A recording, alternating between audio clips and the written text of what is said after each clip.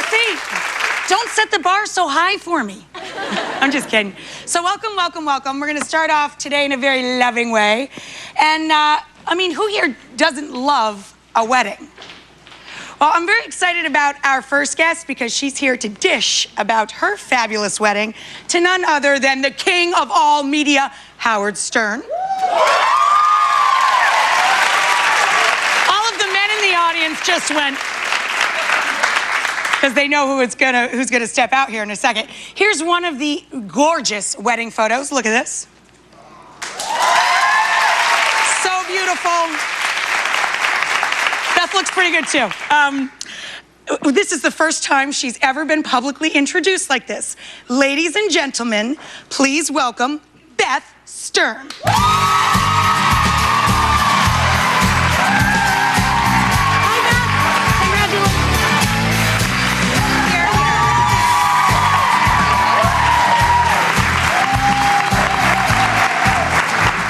People won't mispronounce my name. Right, exactly. It's easy now. Well, they didn't.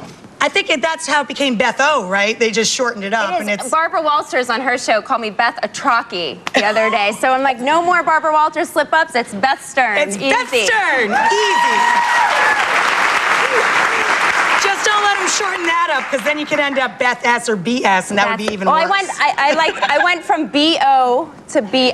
I know, Couldn't I have done better than that? I know, right? How cute was Howard in those pictures? Howard looked so, he looked a little bit nervous and very serious and shy and sweet. He was amazing. Was he great? We had such a glorious, perfect wedding. I'm just the girl from Pittsburgh, and all of a sudden I'm at my wedding, and Billy Joel's serenading us, and Phoebe Snow's singing, and Chevy Chase is walking around. And you're just pinching yourself over. I turned to my friend Jill and I said, who has a wedding like this? And she looked at me and she said, you do. And it made me cry. I'm so happy. You deserve it. You're such a sweet, lovely person. Thank you. So, anybody who listens to Howard, as my husband has for 20 years and I have for almost as long, anybody who listens to Howard remembers how many times and how many years literally Howard said, I will never get married again. But he would always talk about how much he loved you, but there must have been a turning of the tide somewhere. Well, where was the turning of the tide? We have been together for 8 years, and I wasn't going anywhere and he wasn't going anywhere. We're so madly in love. And actually, Rachel, 2 years ago, he said to me, he's the one who brought it up, he said, what do you think about getting married? And my whole life, I've never wanted to get married. As a child, my best friends can attest to this, I never had dreamed about having a wedding, nothing. Right. And when he said, let's possibly get married, I looked into his eyes and I got so excited. There was no turning back. So for me, that was the moment. It just came out of the blue. That's great. And we're so What's the deal with engagement chicken? What does that mean? Oh, yeah. This is haunting me, and I think it will for the rest of my life. I mean, everything in my life is food-related, but the fact that you have a story about chicken and engagement. No, you're going to love this. So I started 3 years ago, that I was going to start cooking for Howard.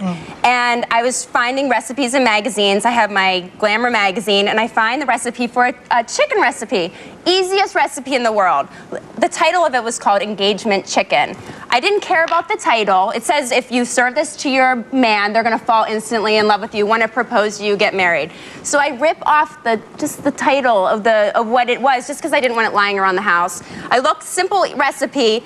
It's the chicken. You put the lemons up the butt. You put a little thyme. You put salt and pepper. You put it in the oven. That is good chicken. Yeah. It's so easy. And they said, this guy's going to fall in love with you if you serve it. So in the back of my mind, that was there. He better like this damn chicken. Can I say damn on your show? You did. So darn there chicken. You go. Sorry, it's out there. So I served Howard this chicken, and I swear to you, he was so in love with me. Amazing chicken, this is so beautiful, and I'm kind of laughing at the title of what this chicken was. Next day on the radio, he just decides to discuss how in love with me, that he was with me because I made this chicken, and he describes this chicken, the lemons, blah, blah, blah. One of his listeners calls up, this woman, housewife, and God knows where, blah, ha, that's engagement chicken. Glamour magazine, page 65. So as I was sleeping at home in the apartment, the phone rings. Whenever the phone rings in the hours from 6 to 8 a.m., I know that there's something going on. I'm screwed. Yeah. So the phone rings, wakes me up. I answer the phone, and he goes, engagement chicken, huh? And I said, I am so busted, but really it was because the chicken recipe was so simple. Easy. But it worked. It worked out anyway. It's like I made vodka cream pasta years ago, and they called it "You Won't Be Single for Long" vodka cream pasta because so many people wrote in and they got engagements out of it. You know, the way to any man or woman's heart or any other part of their anatomy is through their stomach, people. It's so true. Get in the kitchen. Incidentally, in your green room there is a salad that we dedicated to Howard, that I created for Howard, and we're going to teach later. I want you to have this recipe. It's a mini cheeseburger, turkey mini cheeseburger slider salad, no bread, with a yellow mustard vinaigrette. I think Howard will love it. So that's my little... I think you know my husband. Yeah. I am taking this home. I think he'll like it. It's little mini turkey burgers, no guilt, no bread, fabulous. As long as it's not divorced turkey burgers. No. Oh my God. Beth, what are you talking about? So, of course, I'm the food girl, so I have to ask, how was the food at the wedding? It was amazing. We chose to do it at Le Cirque. Howard and I, our favorite thing to do is go to beautiful restaurants and dine on. We love seafood, so we had our friends. Our wedding, we decided was just to take our friends out to a glorious meal, what we would love. Yeah. So it was magnificent. We had bass, we had some pasta, middle courses, we had some shrimp. It was perfect. And the wedding cake, I have an English bulldog, Bianca Romaine Stamos O'Connell. Yes. O'Connell.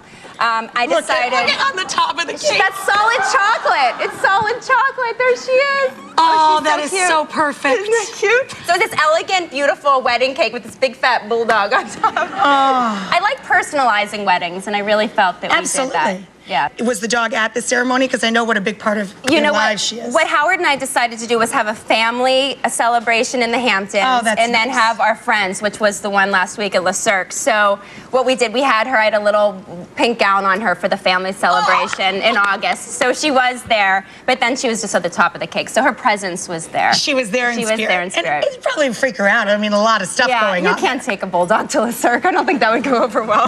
No, yeah, that's probably not in their rule book. Droll slobber. Yeah, not in their rule book, really. So did everything go as planned on the day, or did you have any like, oh my gosh, I can't believe that's happening today? There was none of those moments. It was perfect. The only changes were these impromptu speeches. Chevy Chase got up and made a speech that wasn't planned. Jimmy Kimmel was at the altar with Mark Consuelos. Mark had that up his sleeve. Mark had to stand on a box at the altar because, you know, he even made reference to it. He goes, thank God they put me on a riser. But it's only because we wanted everyone to see, and Howard's 6'5", and I was about 6'7" with my stilettos on. Wow. But he was fantastic. And then another surprise was Billy Joel serenading us, which was so cool.